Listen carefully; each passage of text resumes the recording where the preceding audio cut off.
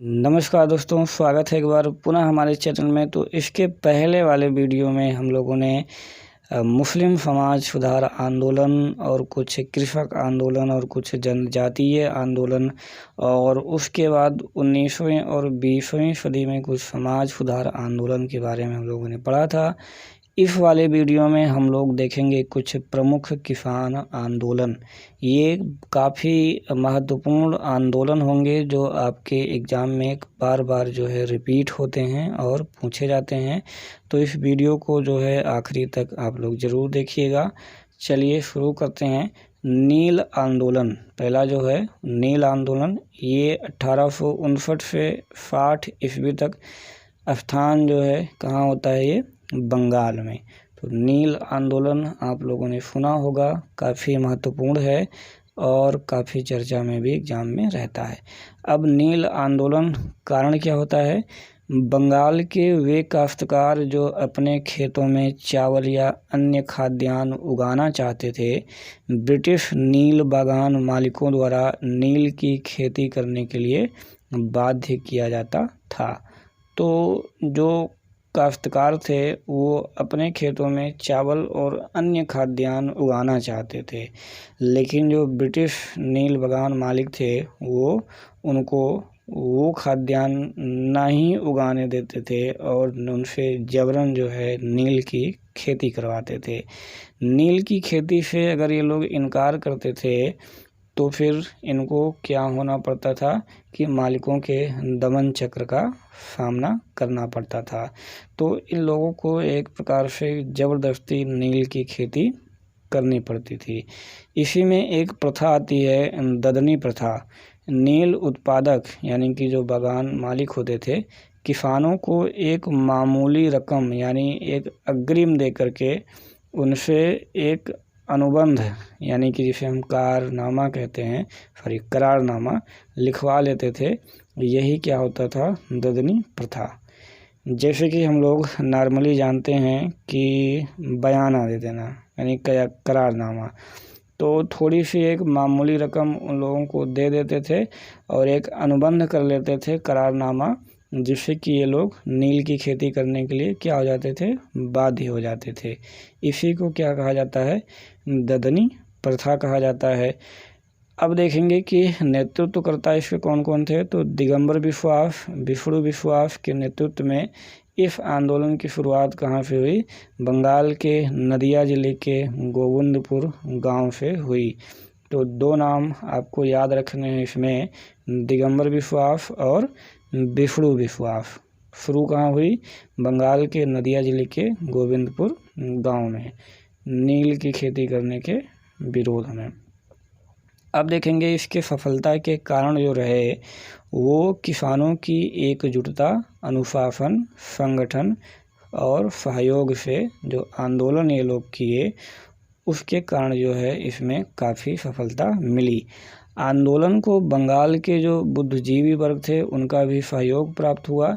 इस आंदोलन के पक्ष में हरिश्चंद्र मुखर्जी ने हिंदू पैट्रियट द्वारा बहुत महत्वपूर्ण भूमिका भी निभाई गई थी। हरिश्चंद्र मुखर्जी ने हिंदू पैट्रियट के द्वारा बहुत महत्वपूर्ण भूमिका निभाई थी।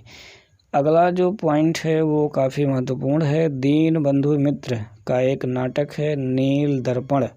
तो उस नील दर्पण में किसानों के शोषण की दफा जो है वो वर्णित है। आंदोलन को ईसाई मिशनरियों का भी काफ़ी समर्थन प्राप्त हुआ।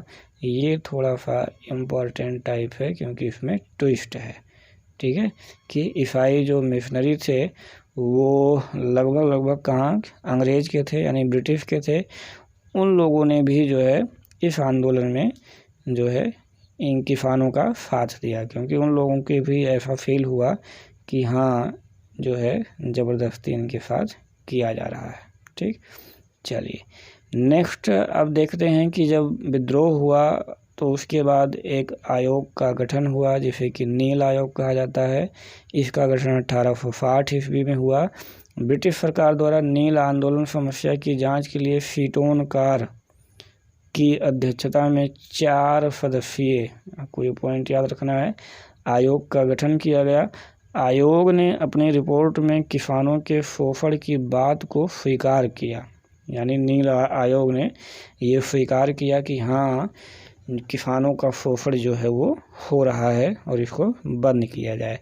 तो 1860 में अधिसूचना जारी कर फिर जो है नील की जो जबरन खेती कराई जाती थी उस पर रोक लगा दी गई। ठीक है, नील की जो खेती कराई जाती थी उस पर रोक लगा दी गई। तो ये रहा नील विद्रोह।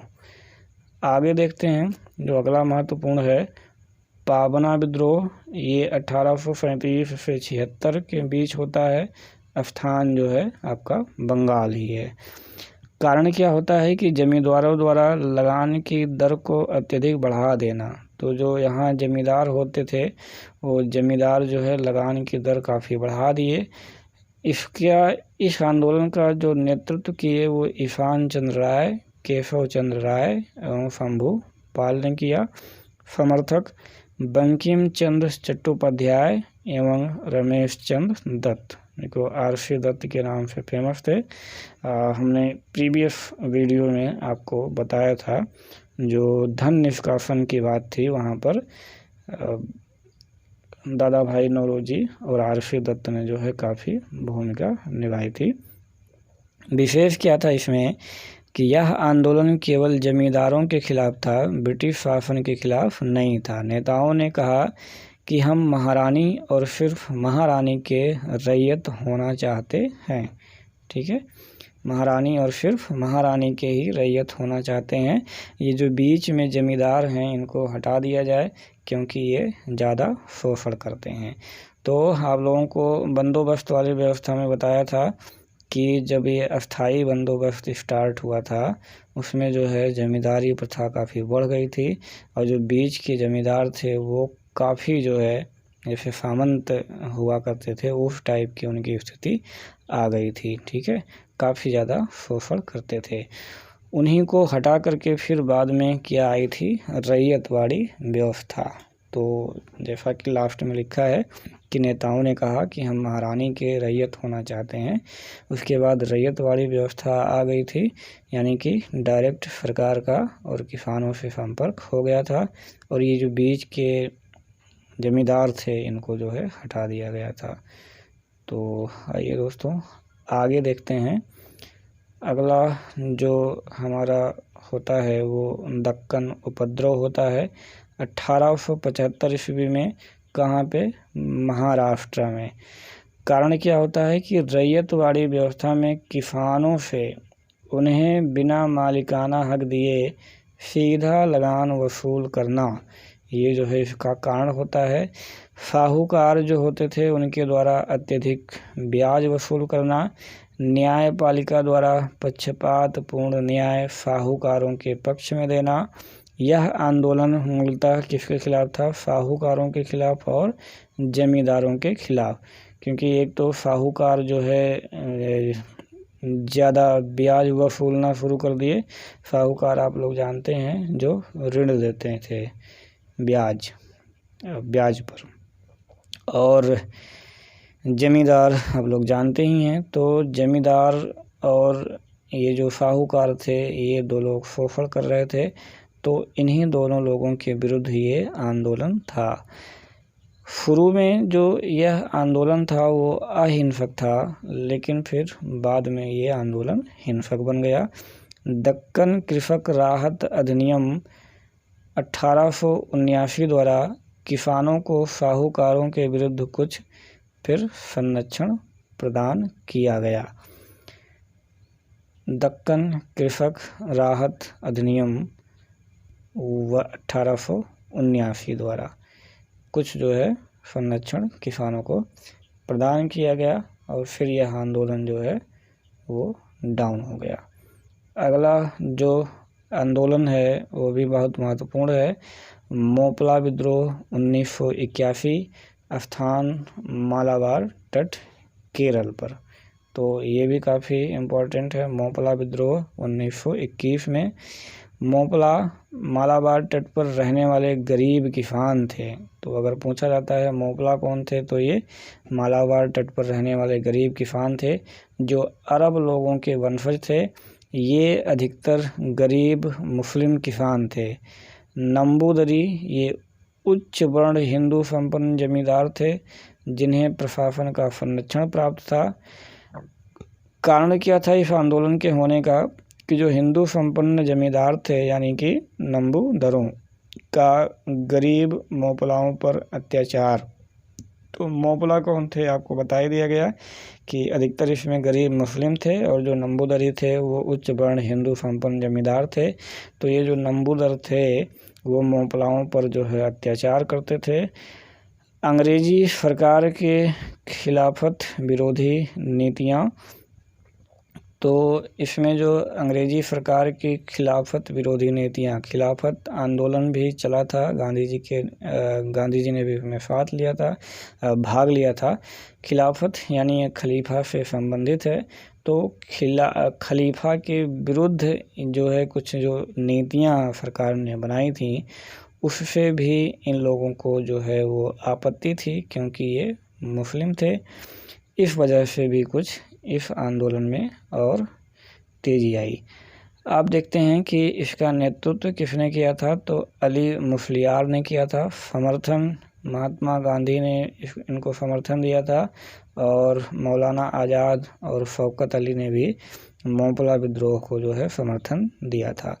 यह विद्रोह जब 1836-54 के बीच हुआ तब यह अमीर एवं गरीब के बीच में था, यानी कि मोपलाओं और नंबूदरों के बीच में। लेकिन औपनिवेशिक शासकों ने सांप्रदायिक रूप इसे प्रदान कर दिया। अंग्रेज़ों ने इसे सांप्रदायिक जो है रूप प्रदान कर दिया, यानी कि इसे हिंदू मुस्लिम के बीच में बना दिया। 1921 का विद्रोह जमींदारों एवं अंग्रेजी हुकूमत के खिलाफ था।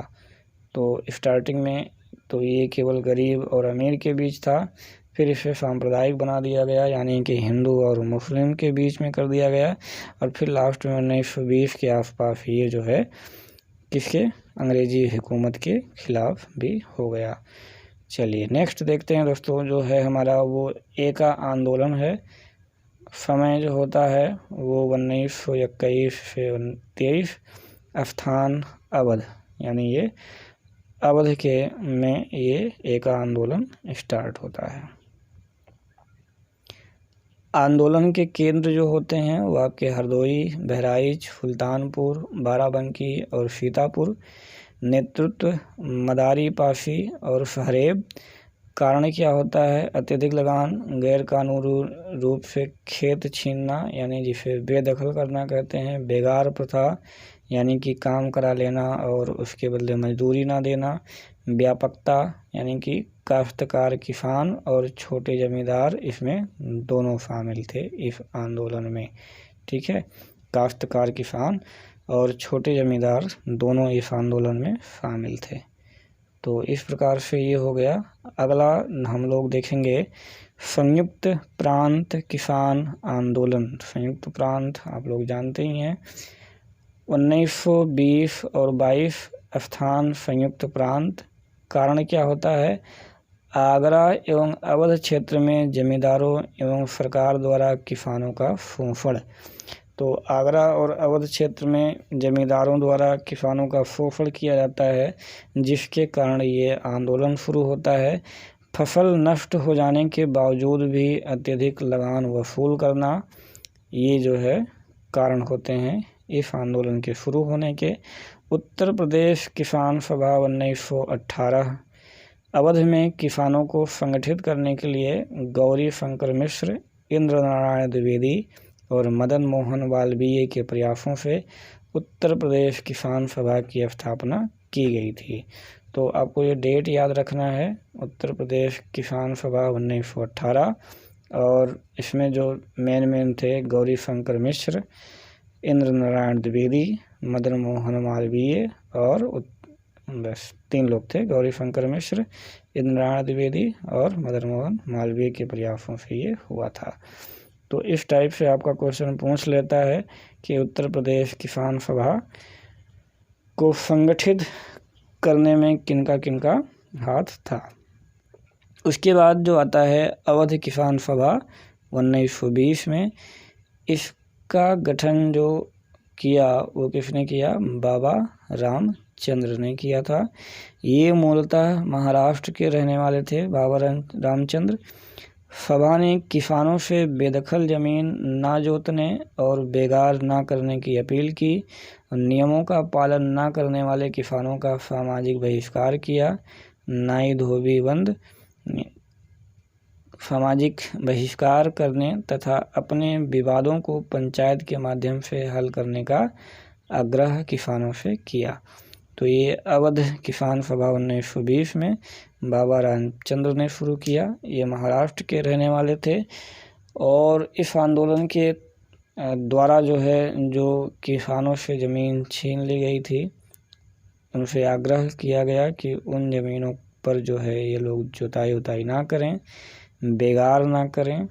ठीक है, बेगार मतलब बिना मजदूरी के काम करना। और जो लोग इस नियम का पालन नहीं करते थे उनका सामाजिक बहिष्कार भी किया जाए। तो ये सारी बातें अवध किसान सभा में ये किया गया। स्वरूप देखते हैं इसका क्या है। तो मूलतः आंदोलन जो था वो अहिंसक था।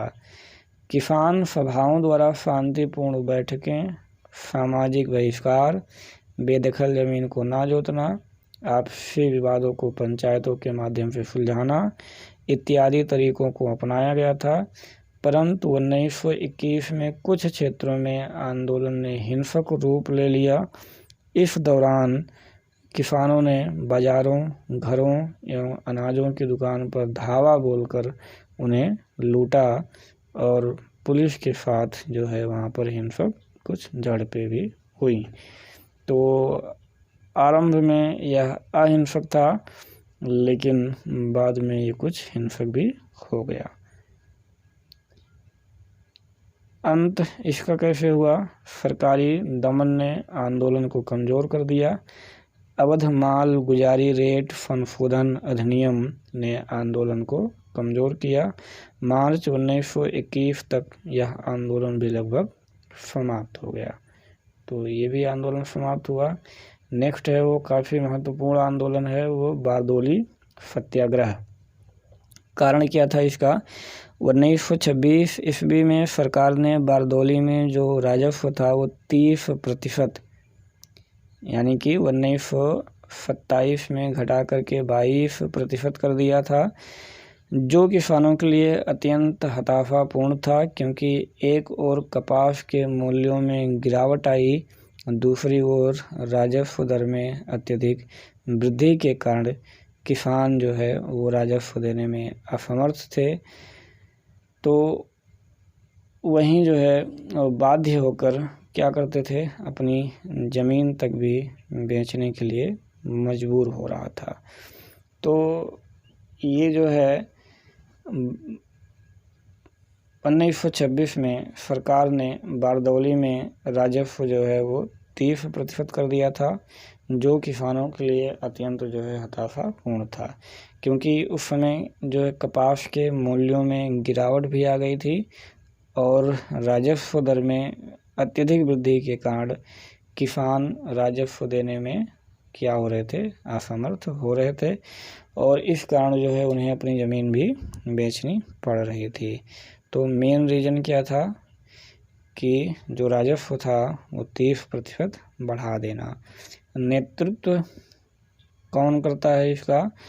तो किसानों की ओर से कांग्रेस नेताओं में सरदार वल्लभ भाई पटेल को नेतृत्व करने का अनुरोध किया। 4 फरवरी 1928 को पटेल बारदोली पहुँचे। यह विद्रोह पहले अहिंसक था। सरदार पटेल ने बारदोली को शिविरों में विभाजित किया एवं प्रत्येक शिविर को एक अनुभवी नेता तैयार किया। ठीक, तो यह विद्रोह अहिंसक था। सरदार पटेल बारदोली गए और वहाँ जो लोग थे उनको शिविरों में विभाजित कर दिया और प्रत्येक शिविर में एक अनुभवी नेता को तैनात कर दिया कि देखभाल करने के लिए। एक प्रकाशन विभाग की स्थापना की एवं रोज सत्याग्रह पत्रिका का प्रकाशन भी किया। चोरी से राजस्व चुकाने वाले किसानों एवं सरकार की प्रतिक्रिया पर नज़र रखने के लिए आंदोलन का एक अपना जो है खुफिया तंत्र भी बनाया गया कि यानी जो लोग चोरी से दें उनका भी पता लगाओ और सरकार की क्या क्या प्रतिक्रियाएं आ रही हैं उस पर भी नज़र रखा जाए। जागरूकता फैलाने के लिए उन्होंने बैठक, भाषण और पर्चों का सहारा लिया कि यानी बैठक कराए जाएं, भाषण दिए जाएं और पर्चे बांटे जाएं और इस बारे में जागरूकता फैलाई जाए। चोरी छुपे जो किसान राजस्व देते थे उनको जो है सामाजिक बहिष्कार की भी धमकी दी गई। आंदोलन के तरीकों का पालन सुनिश्चित करने के लिए एक इन्होंने बौद्धिक संगठन भी स्थापित किया था कि यानी जो आंदोलन का तौर तरीका है वो भी जो है अच्छे ढंग से इसका पालन हो सके। के.एम. मुंशी लालजी नारंगी ने आंदोलन के समर्थन में बम्बई विधान परिषद की सदस्यता से त्यागपत्र दे दिया था। तो ये इम्पोर्टेंट क्वेश्चन है, ये आपके एग्जाम में पूछा गया है। के.एम. मुंशी लालजी नारंगी ने आंदोलन के समर्थन में बम्बई विधान परिषद की सदस्यता से वो त्यागपत्र दे दिया था। आंदोलन के समर्थन में रेलवे हड़ताल का भी आयोजन किया गया था। जन समर्थन में देखेंगे आंदोलन में पुरुष एवं महिलाएं दोनों भाग ली थीं, जो कि काफ़ी इम्पोर्टेंट पॉइंट है। आंदोलन में छात्रों ने भी भाग लिया। आंदोलन को कांग्रेस का समर्थन भी प्राप्त था। उसके बाद फिर क्या हुआ, जब ये इतना व्यापक आंदोलन और इतना व्यवस्थित तरीके से हुआ तो फिर एक जांच कमेटी बैठाई गई। लूमफील्ड एवं मैक्सवेल समिति का गठन किया गया। इन्होंने अपनी रिपोर्ट में ये बात स्वीकार किया कि 30% राजस्व वृद्धि ठीक नहीं है, यानी सरकार को 30% दर को घटा करके 6% कर दिया। ठीक, तो ये जो जांच कमेटियां बैठी इन्होंने स्वीकार किया कि 30% ये काफ़ी ज़्यादा है, ये अनुचित है, यानी कि फिर सरकार ने इस पर विचार करते हुए उसको 6% कर दिया। इस प्रकार से यह आंदोलन सफल रहा। आंदोलन से जुड़ी महिलाएं कुछ जो आपके एग्ज़ाम में पूछे जाते हैं, कस्तूरबा गांधी थी और मणिबेन पटेल थी, शारदाबेन थी, मीठूबेन थी और शारदा मेहता और भक्तिना, ये कुछ प्रमुख महिलाएं थीं जो इस आंदोलन से जुड़ी। ये काफ़ी महत्वपूर्ण है, ये पूछ लेता है। इसमें छात्रों ने भाग लिया, पुरुषों एवं महिलाओं ने भी भाग लिया और कुछ महिलाओं के नाम जो हैं वो इम्पॉर्टेंट हैं। वो भी महिलाओं ने इसी आंदोलन में पटेल को सरदार की उपाधि दी थी। ये बहुत इम्पॉर्टेंट पॉइंट है, ये लगभग एग्जाम में पूछा जाता है। ठीक है, कि सरदार की उपाधि जो है इनको किसने दी थी, तो वहाँ की महिलाओं ने ही इनको सरदार की उपाधि दी थी। उसके बाद बिजौलिया आंदोलन आता है। ये कहाँ पर होता है, राजस्थान में होता है। कारण क्या था बिजौलिया आंदोलन का, जागीरदारों ने किसानों पर 84 प्रकार की लगान लगा रखी थी। 84 प्रकार। तो प्रारंभिक नेता जो थे वो चारण और ब्रह्मदेव थे। बाद में नारायण बटले भी इससे जुड़े, लेकिन इन्हें जो है गिरफ्तार कर लिया गया। फिर बाद में जो है सत्याग्रह भूप सिंह ने चलाया था। बाद में भूप सिंह को भी गिरफ्तार कर लिया गया, लेकिन वो जेल से भागकर विजय सिंह पथिक के नाम से बिजौलिया आंदोलन में फिर से वो शामिल हो गए। बाद में माणिक्यलाल वर्मा ने जमनालाल बजाज से मुलाकात कर उन्हें आंदोलन का नेता बना दिया। तो जमनालाल बजाज इसमें काफ़ी महत्वपूर्ण जो है शख्सियत वो शामिल हो गई। 1922 में भारत सरकार का एक प्रतिनिधि हालैंड बिजौलिया पहुंचा। इसकी मध्यस्थता से किसानों के साथ समझौता हुआ और 35 करों को फिर हटा दिया गया। तो ये रहा बिजौलिया आंदोलन, जिसमें कई सारे कर लगाए गए थे, उसके विरोध में ये आंदोलन हुआ और फिर बाद में ये कर जो है वो हटाने पड़े।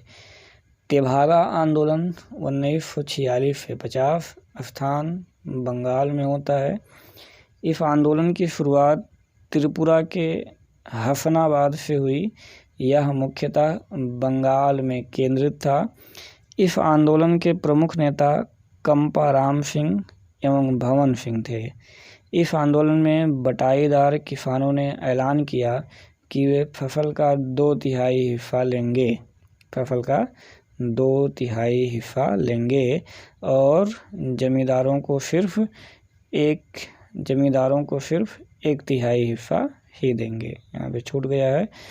बंटवारे के इसी अनुपात के कारण इसे तेभागा आंदोलन कहते हैं, यानी कि 3 भागा। ठीक है, 3 भाग। तो 3 भाग में से 2 भाग ये लेंगे, 1 भाग उनको दे देंगे। तो इसी से इसका नाम पड़ जाता है तेभागा आंदोलन। ठीक, चलिए, तो ये हो गया। अगला तेलंगाना किसान आंदोलन होता है और स्थान जो है तेलंगाना में ही है। कारण क्या होता है इस आंदोलन का कि द्वितीय विश्व युद्ध के बाद किसानों से कम दाम पर जबरदस्ती अनाज का वसूला जाना।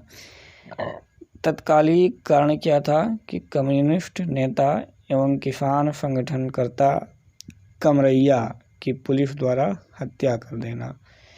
तो द्वितीय विश्व युद्ध के बाद किसानों से कम दाम पर ज़बरदस्ती अनाज जो है यहाँ पर वसूला जा रहा था। ये काफ़ी समय से चल रहा था, लेकिन तत्कालिक कारण बना कब, जब किसान संगठन करता कमरैया की जो है पुलिस ने हत्या कर दी। इस आंदोलन में किसानों ने मांग की कि हैदराबाद रियासत को समाप्त किया जाए तथा उसे भारत का अंग बना दिया जाए। इसी में जो है किसानों ने मांग ऐसा किया था। तो ये काफ़ी महत्वपूर्ण पॉइंट है। अगला हम लोग देखेंगे अखिल भारतीय किसान संगठन, बहुत महत्वपूर्ण पॉइंट है। बिहार किसान सभा, इसका गठन 1927 में कौन करता है? स्वामी सहजानंद सरस्वती। ये कई बार एग्जाम में पूछा है। अब इसमें किसने किसका गठन किया और कब किया, यही आपको 2 चीज़ें इसमें बहुत ध्यान से देखना है। आंध्र प्रांतीय किसान सभा, इसका गठन 1928 में NG रंगा ने किया। अखिल भारतीय किसान सभा, इसका गठन 1936 में हुआ। इसका गठन सभी प्रांतीय किसान सभाओं को मिलाकर किया गया। यह पहला अखिल भारतीय किसान सम्मेलन, पहला अखिल भारतीय किसान सम्मेलन कहाँ होता है? 11 अप्रैल 1936 को लखनऊ में आयोजित हुआ। इसके अध्यक्ष स्वामी सहजानंद सरस्वती थे और महासचिव कौन थे? NG रंगा। तो सहजानंद सरस्वती और NG रंगा। तो जहाँ भी अखिल भारतीय किसान सभा आता है तो ये 2 नाम आप ज़रूर याद रखिए, आपके ऑप्शन में ये नाम ज़रूर मिलेंगे। इसमें जवाहरलाल नेहरू भी फिर शामिल हो गए। 1 सितंबर 1936 को किसान दिवस के रूप में मनाने का यहीं पर निर्णय लिया गया था। 1938 ईस्वी में आंध्र प्रदेश के गुंटूर जिले के दुब्रोल में पहला भारतीय किसान स्कूल खोला गया। तो ये जो है काफ़ी महत्वपूर्ण पॉइंट था, जो आप लोग इसे देखिए, 1-2 बार इसे आप रिवाइज करिए, आपको ज़रूर याद होगा। फिर उसके बाद कुछ निम्न जातीय आंदोलन होते हैं, उनको हमें देखना है। जैसे सत्यशोधक समाज काफ़ी महत्वपूर्ण है। स्थापना 1873 ईस्वी में बम्बई में हुई थी। ज्योतिबा फूले ने किया था सत्यशोधक समाज। तो ये कई बार आपके एग्जाम में पूछा गया है कि सत्यशोधक समाज की स्थापना किसने की थी? ज्योतिबा फूले ने। या फिर कहाँ पर हुई? तो बम्बई। या फिर किस सन में हुई? तो 1873 में। तो तीनों पॉइंट आपको याद रखना है। इसका उद्देश्य क्या था कि जो ब्राह्मणों के आडंबर और उनके अवसरवादी धार्मिक ग्रंथों की बुराई से निम्न जातियों को बचाना था कि लोग ऐसा ना करें। सामाजिक सेवा, स्त्री एवं निम्न जाति के लोगों की शिक्षा, संस्कृत हिंदुत्व का विरोध, यानी संस्कृत हिंदुत्व का लोग विरोध करते थे। संबद्ध व्यक्ति कौन कौन थे? केशव राय जेठे, दिनकर राव ने पूना में समाज का नेतृत्व किया था। इन्हीं के कारण ही समाज जो है अंग्रेजी राज्य और कांग्रेस दोनों में विभक्त हो गया था। तो ज्योतिबा फुले की कुछ पुस्तकें हैं। 1872 ईस्वी में गुलामगिरी लिखा था। गुलामगिरी किसने?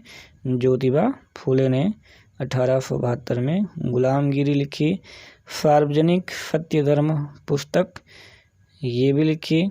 और ज्योतिबा फुले ने ब्राह्मणों के प्रतीक चिन्ह राम के विरोध में राजा बाली को अपने आंदोलन का प्रतीक चिन्ह बनाया। यानी ब्राह्मणों के जो प्रतीक चिन्ह था उस समय राम के विरोध में राजा बाली को अपने आंदोलन का प्रतीक चिन्ह बनाया है। राजा बाली वही हैं जो वामन देवता यानी वामन का अवतार रख करके भगवान विष्णु आए थे और 3 पग में ही पूरा संसार नाप लिए थे, वही राजा बाली हैं।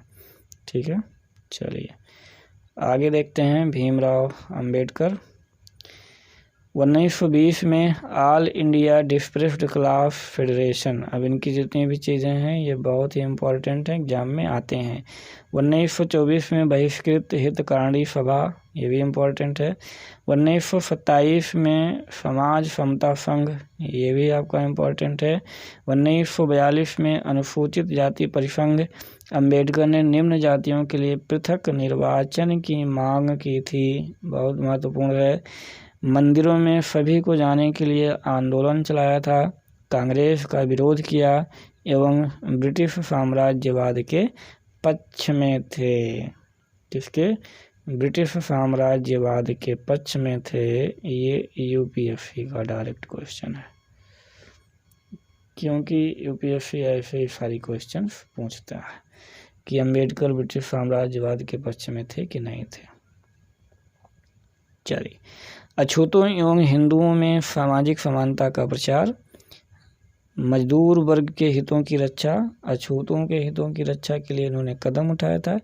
डॉक्टर अंबेडकर ने हिंदू धर्म का त्याग कर बौद्ध धर्म बाद में जो है वो ग्रहण कर लिया था। तो ये भी आपका इम्पोर्टेंट पॉइंट है। नेक्स्ट देखेंगे, जस्टिस आंदोलन होता है वो मद्रास में होता है 1916-17 के दौरान। प्रारंभकर्ता जो थे वो सीएन मुदलियार, टीएम नायर और पी त्यागराया चिट्टी। इस आंदोलन में धनवान जमींदार व्यापारी लोग भी शामिल थे। यह ब्राह्मण विरोधी आंदोलन था, क्योंकि जो गैर ब्राह्मणों की तुलना में ब्राह्मणों को सरकारी नौकरी, शिक्षा, राजनीति में उच्च स्थिति थी, तो ब्राह्मणों की उच्च स्थिति थी, इसके विरोध में जो है इन लोगों ने आंदोलन चलाया था। अगला जो देखेंगे, आत्मसम्मान आंदोलन, ये भी काफ़ी महत्वपूर्ण है, ये भी आपके एग्जाम में पूछा गया है कि आत्मसम्मान आंदोलन कहाँ शुरू हुआ, तो तमिलनाडु में। और किसके नेतृत्व में शुरू हुआ, तो ईवी रामास्वामी नायकर, जिनको पेरियार नाम से भी जाना जाता है, 1925 में शुरू हुआ। यह आंदोलन निम्न जाति के अधिकारों को लेकर था। इसमें बिना ब्राह्मणों की सहायता से विवाह, मंदिरों में निम्न जातियों की ज़बरदस्ती प्रवेश, मनुस्मृति के खिलाफ आचरण करने की बातें शामिल थीं। इसका उद्देश्य निम्न जाति को समाज में उचित स्थान दिलाना था। तो आत्मसम्मान आंदोलन कहाँ होता है, तमिलनाडु में। निम्न जाति का आंदोलन था ये ब्राह्मणों के खिलाफ। अगला वायकाम सत्याग्रह होता है त्रावणकोर में 1948 में, 24 में, रॉन्ग प्रिंट हो गया है, 1924 में। यह आंदोलन त्रावणकोर के वायकाम गांव से एक हरिजन के मंदिर में प्रवेश न करने देने की वजह से शुरू हुआ। मदुरै में इसका नेतृत्व रामास्वामी नायकर ने किया। तो एक मंदिर में हरिजन को नहीं प्रवेश करने दिए, इस वजह से ये वायकाम सत्याग्रह जो है त्रावणकोर में शुरू किया गया था। और कुछ महत्वपूर्ण जानकारियां थोड़ी सी देखेंगे।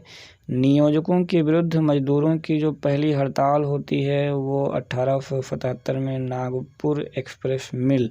ये कुछ फैक्चुअल चीज़ें हैं जो आपके एग्जाम में आती हैं। अब अगर पूछ लेता है कि भारत में गठित प्रथम मजदूर संघ संगठन, तो वो कौन था? बॉम्बे मिल हैंड्स एसोसिएशन था, जिसकी स्थापना किसने किया था? NM लोखंडी ने किया था। तो पहली हड़ताल नागपुर एक्सप्रेस मिल में, और प्रथम मजदूर संघ संगठन तो बॉम्बे मिल हैंड्स एसोसिएशन था। मजदूर वर्ग का पहली संगठित हड़ताल तो ब्रिटिश स्वामित्व की ग्रेट इंडियन पेनिनसुला रेलवे में हुई थी। ठीक, तो ये तो 3-4 पॉइंट है, आपको देखना है। अगला हम लोग देखेंगे मजदूर श्रमिक संघ। इसकी स्थापना मद्रास में 1918 में VP वाडिया ने की थी। तो VP वाडिया भी आपके एग्जाम में आते हैं। यह पहला व्यवस्थित श्रमिक संघ था, कपड़ा उद्योग से यह संबंधित था। फिर Ahmedabad textile labour association ATLA, यह ट्रस्टीशिप के सिद्धांत पर गांधी जी ने इसका जो है 1918 में इसको स्थापित किया था। फिर आगे all India trade union Congress यानी ATTUE बम्बई में 1920 में NM जोशी द्वारा इसकी स्थापना की गई थी। अध्यक्ष इसके लाला लाजपत राय थे और उपाध्यक्ष इसके जोसेफ बैप्टिस्टा थे। महामंत्री दीवान चमन लाल थे।